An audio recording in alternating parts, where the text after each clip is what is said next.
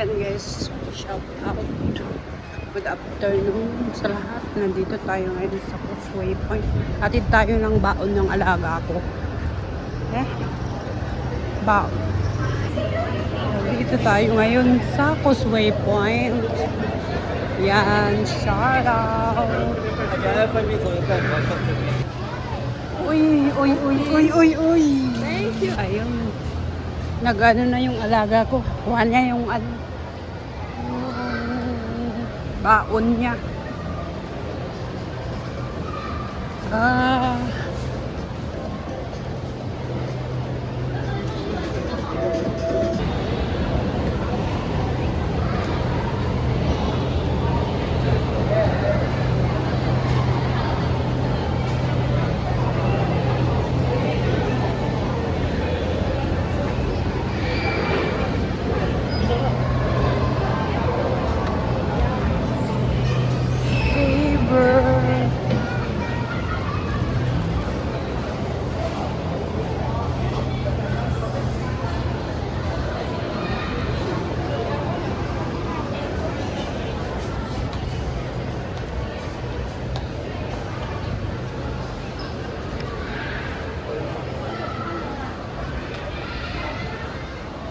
Masales guys, wala man pambili. Unan, yung water bottles.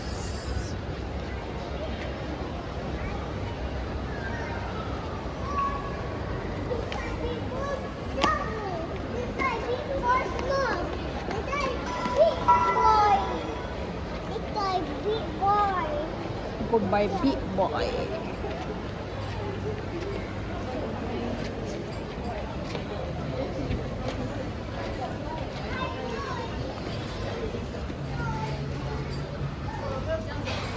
Maraming sales kaso walang pambili. Oh, pwedeng mag-trade in pala dyan.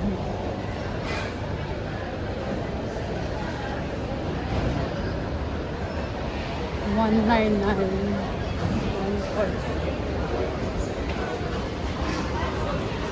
Ayan, dito na tayo, out na tayo. Bigla akong nahilo kanina guys, doon sa may escalator. Paakyat na ano ako sa lamig, sa init at sa kalamig kasi malamig sa loob. Bigla tayong iniwan ko yung mga amo ko, kumakain na sila. Tapos ako na lang naghatid yung ano, pagkain ng alaga ko. Wala man na akong gagawin doon pag